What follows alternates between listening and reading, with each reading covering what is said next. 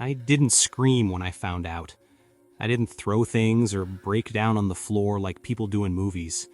I just sat there, staring at the message on his phone, my hand shaking so badly I almost dropped it. The doctor confirmed it. I'm pregnant. Those words weren't meant for me.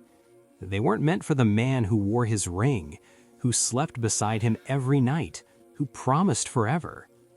They were meant for someone else. And in that moment, I realized something terrifying. I had married the love of my life, but I was never the only one in his heart. Betrayal doesn't always arrive with noise. Sometimes it comes quietly, like a truth you weren't supposed to hear, like a door closing inside your chest.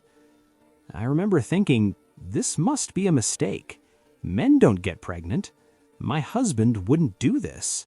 Not to me. But the longer I stared at the screen, the heavier my body felt. Because deep down, I already knew. Flashback. How our love began. We met when we were both 26. Two grown men pretending we weren't lonely. He was calm, gentle, the kind of person who listened when you spoke.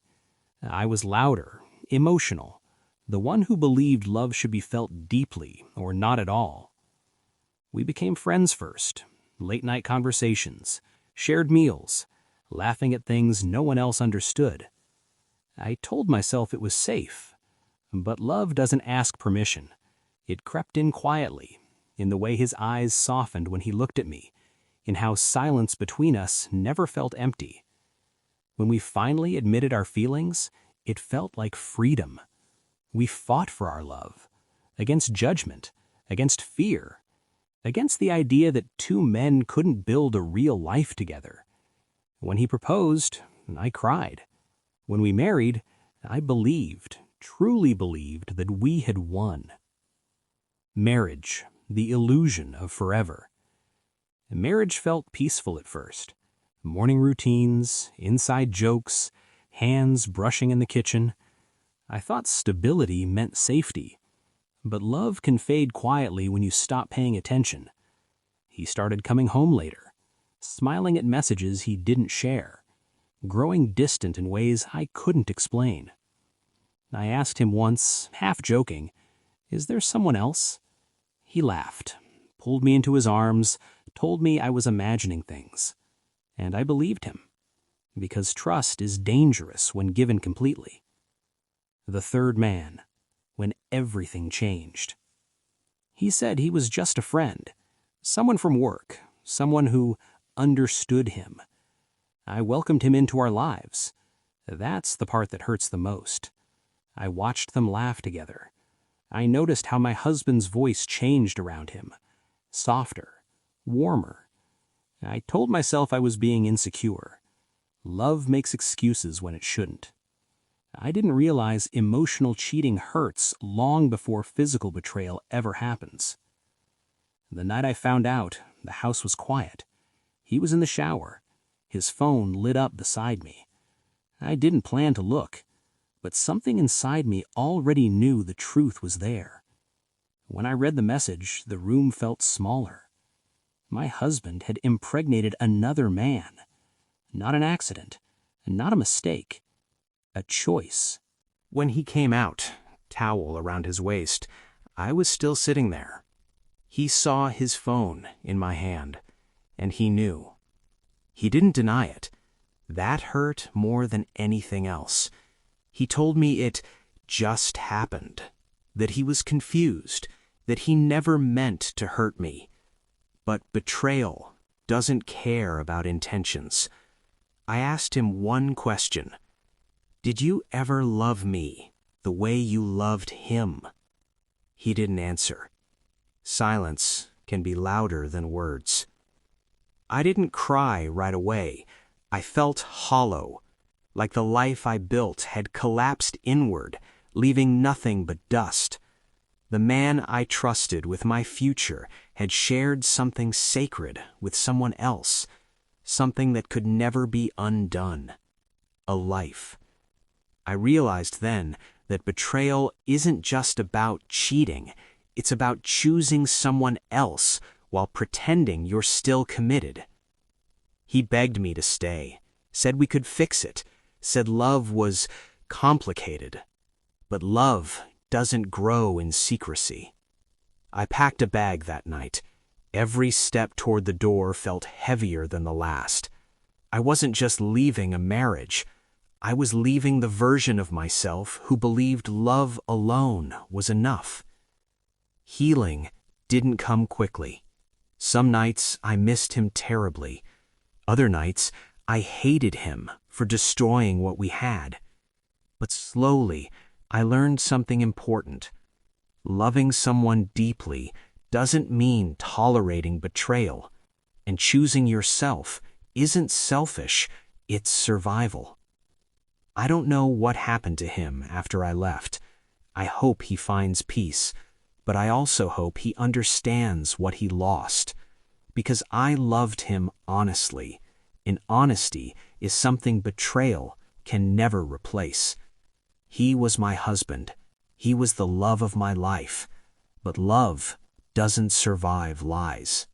Leaving didn't end the pain. It only changed its shape. The first night alone felt unreal, like I had stepped into someone else's life by mistake. The room was quiet in a way that hurt my ears. No familiar breathing beside me, no shared silence, just space where love used to live. I lay awake, staring at the ceiling, replaying everything. Every laugh, every promise, every moment I ignored the truth because I was afraid of losing him. Sleep came in fragments. When it did, it brought dreams where he was still mine, and I hadn't opened the phone. Waking up felt like betrayal all over again. Healing is strange. One moment you feel strong. The next, memory destroys you. I couldn't escape him. I saw him in coffee cups he used to hold, in songs we loved, in quiet evenings that no longer belonged to anyone. People say time heals everything. That's not true. Time doesn't heal. It teaches you how to carry the pain without letting it consume you. A week after I left, he messaged me. Just one line. I miss you. I stared at it for a long time, not because I didn't know what to say, but because I knew responding would reopen a door I had just barely closed. Missing someone doesn't undo betrayal. Love doesn't erase consequences. I didn't reply, and that silence was the hardest thing I've ever chosen. I blamed myself for a long time.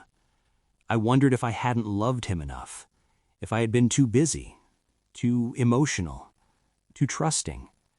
But betrayal isn't caused by imperfection.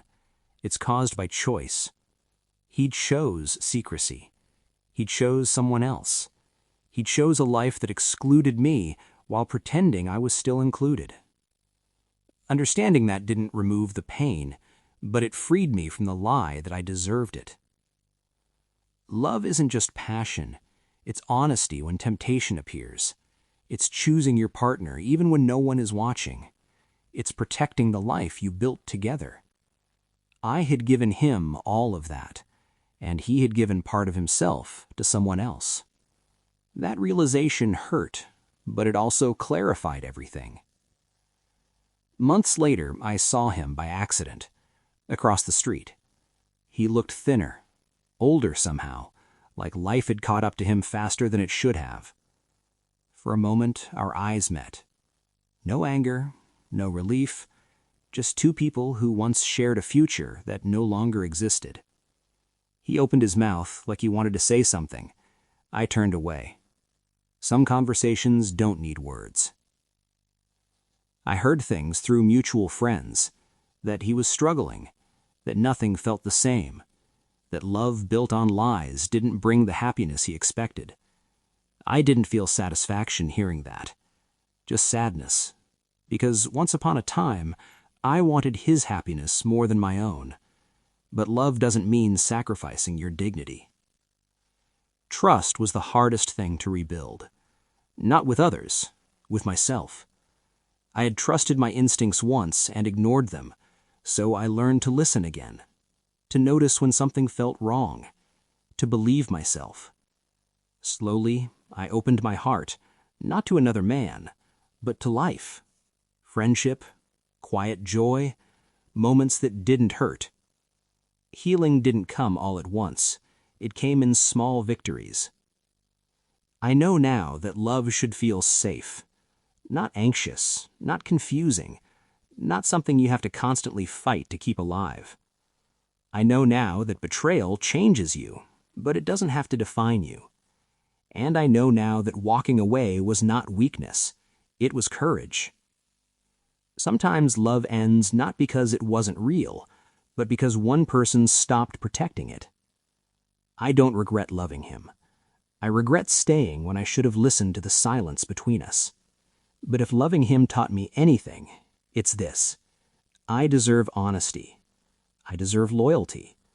I deserve a love that does not require me to lose myself. He was my husband. He was the love of my life. But I am still here, and that is the ending he can never take from me.